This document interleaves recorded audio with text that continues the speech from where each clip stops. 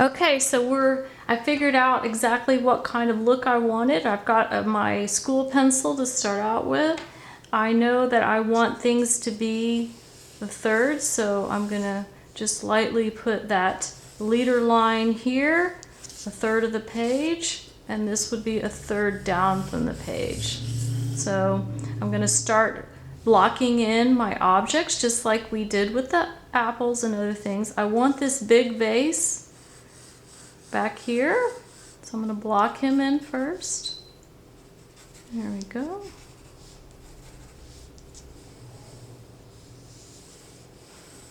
I'm going to talk a lot next week about how to scale things properly and shadow, but today it's really all about composing, because part of having a nice drawing is truly, can you compose?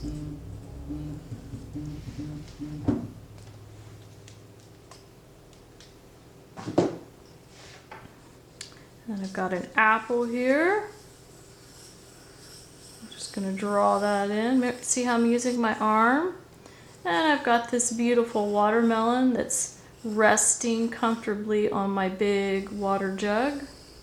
I picked up this water jug far away in the United Arab Emirates. My folks used to live over there. I just loved the shape of it.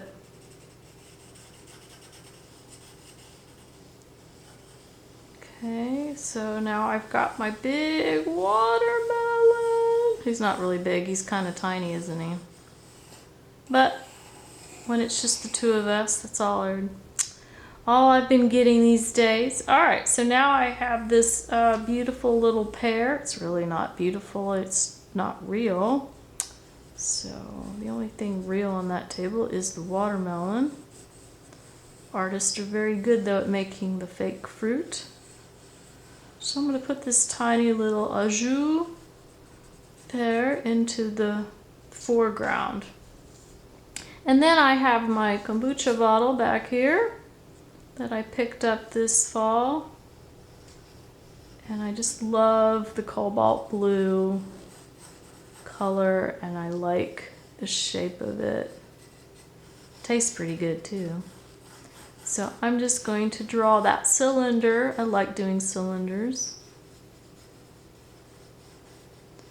And it's got a little neck to it, a little oval neck to it.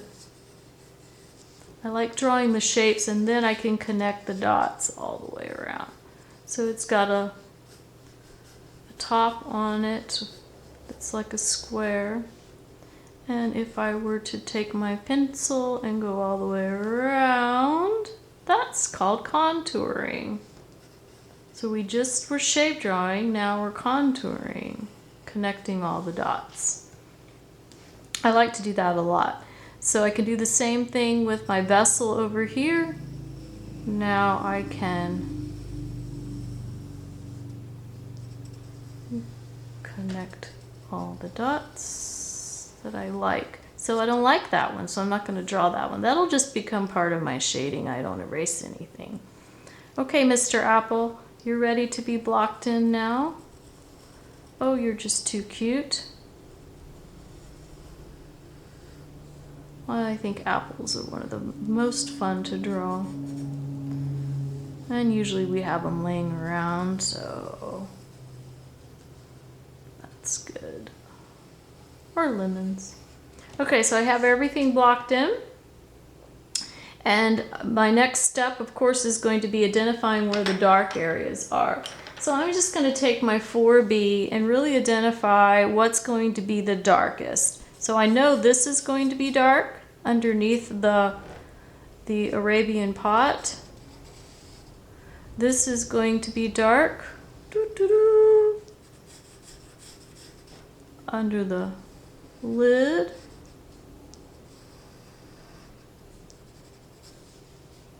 So this is all going to be dark. So I know I'm going to be shading that in just a minute. This is all going to be, this is really the dark side over here. So I know this is going to be dark. I'm really kind of setting up where my contrasts are going to be. I know with the apple, this is really dark. I know that this side of it is going to be darker. And the watermelon, this is definitely dark. And all the stripes that are on the watermelon. So I know I'm gonna have a stripe here that's darker, stripe here that's darker, darker. I'm gonna be using the shading technique that's circulism on this one, but you can do your scribbles or your cross-hatching. Now, pretty much this blue cobalt is very dark because just the nature of the color. So it's really going to be dark mostly. I'm just going to go ahead and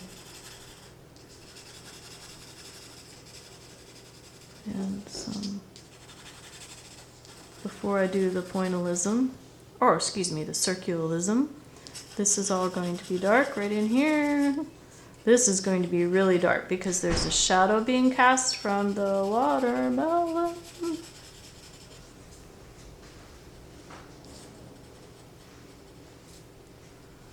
And this is going to be dark right here. So now I've established kind of my contrasting elements. If you want, you could go ahead and add several of those shadows. Or you could wait till the very end.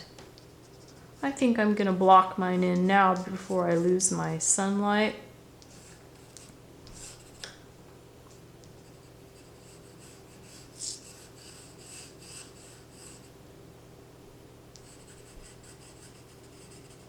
Apple's casting shadow here.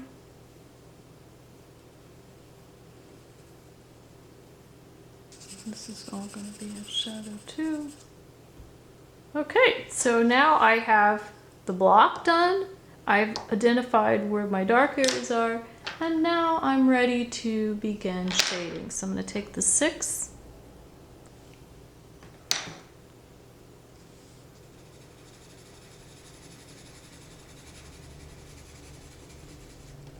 And begin shading.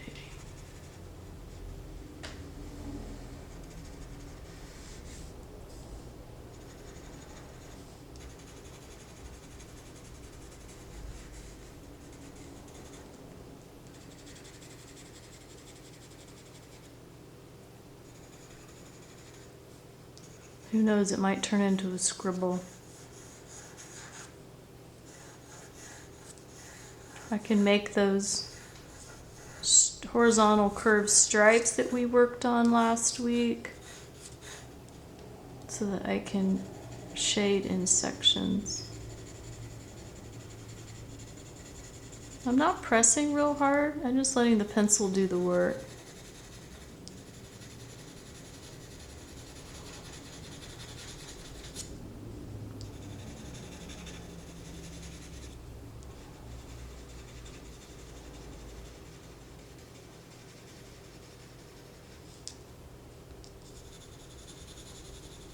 You should be getting really good at apples by now.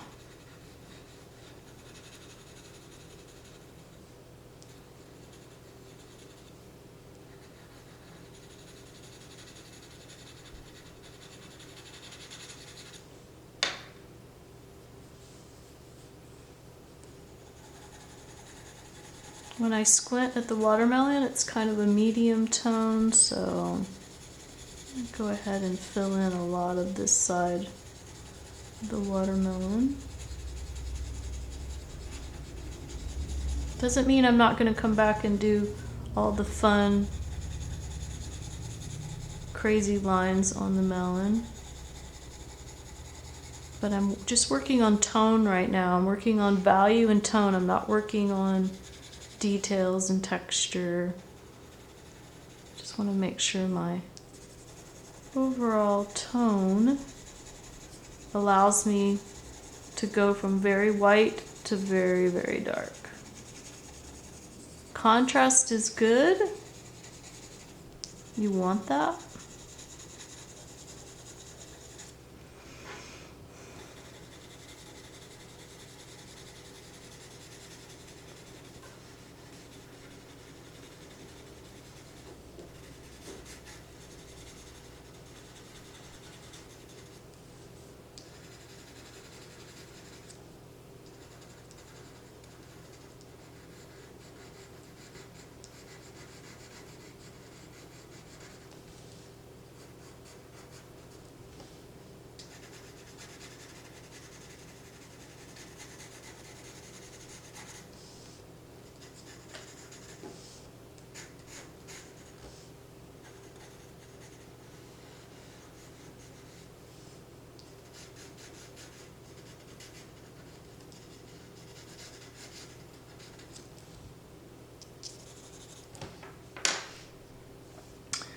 Okay, I'm gonna now take a tissue and do some smudging.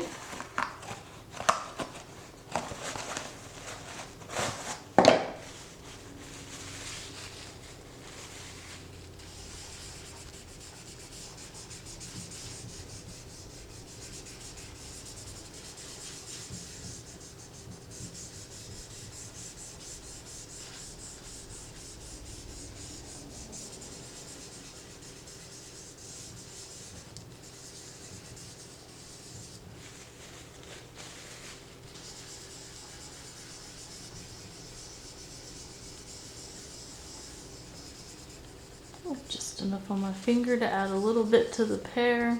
This is really dark over here.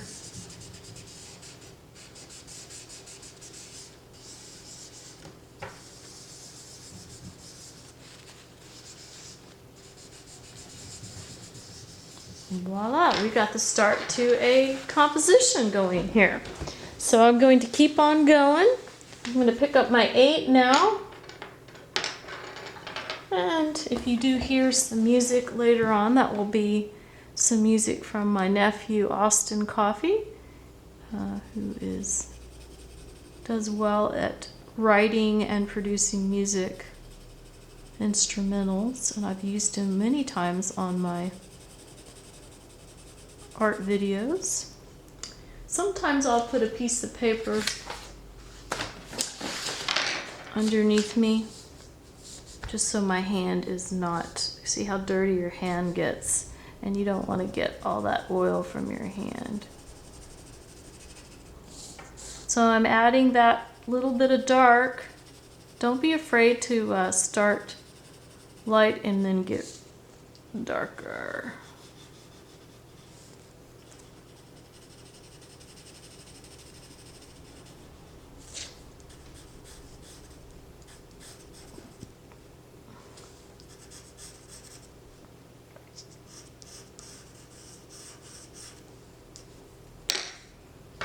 Use my blender stick in that tight area up here. That's the rolled paper I'm using. And I'll fill in what's left on my paper.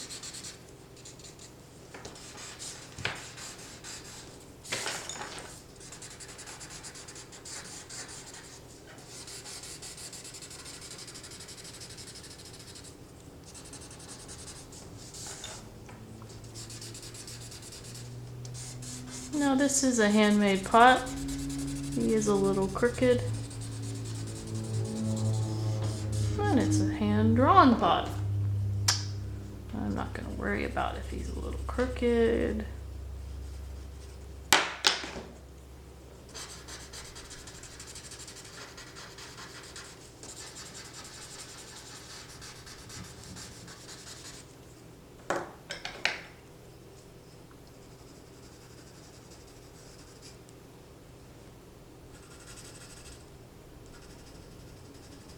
I love this little pocket of shadow between the melon and the pot and apple.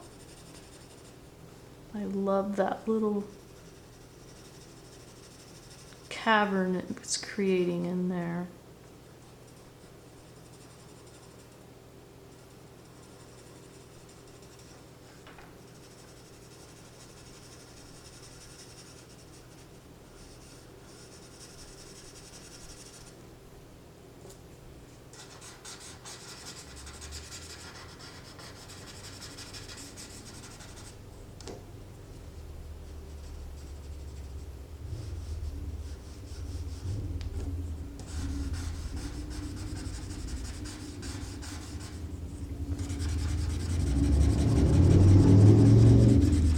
About that, sounds like a motorcycle in the background.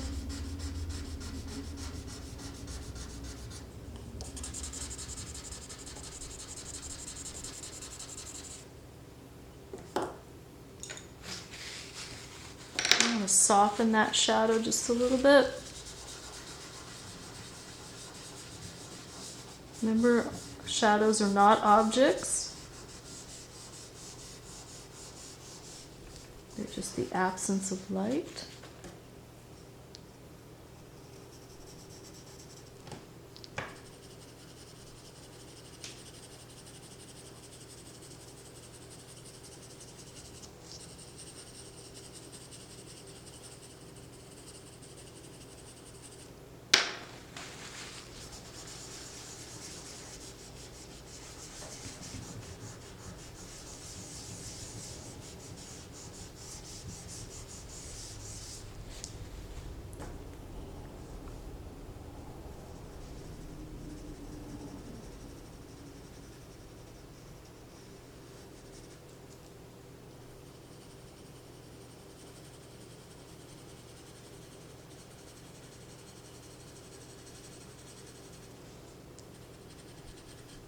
A little light peeking through there, so my shadow on the table is going to be dark here.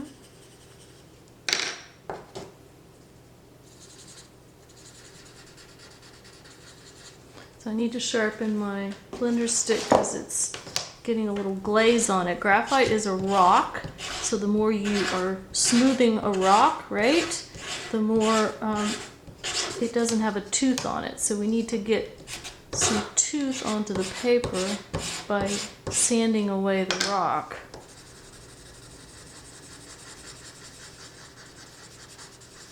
So if your blender stick's not working for you, you know why.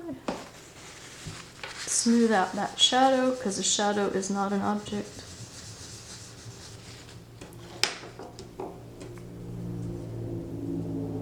But I really want to get the bumps on this beautiful pear, so make sure that my shadow is giving it justice.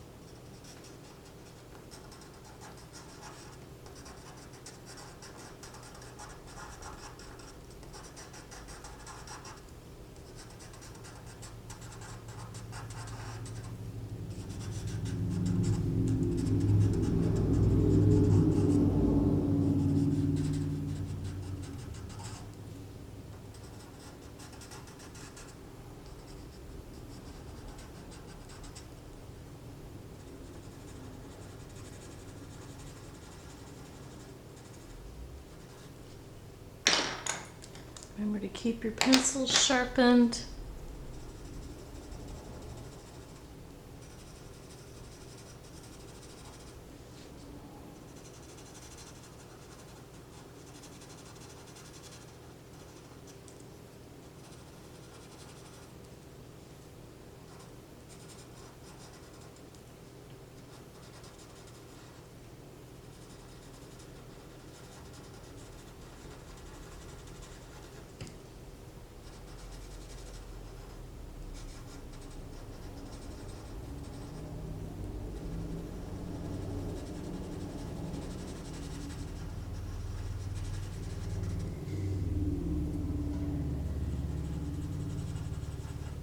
Da, da, da. And we're getting all those filled in.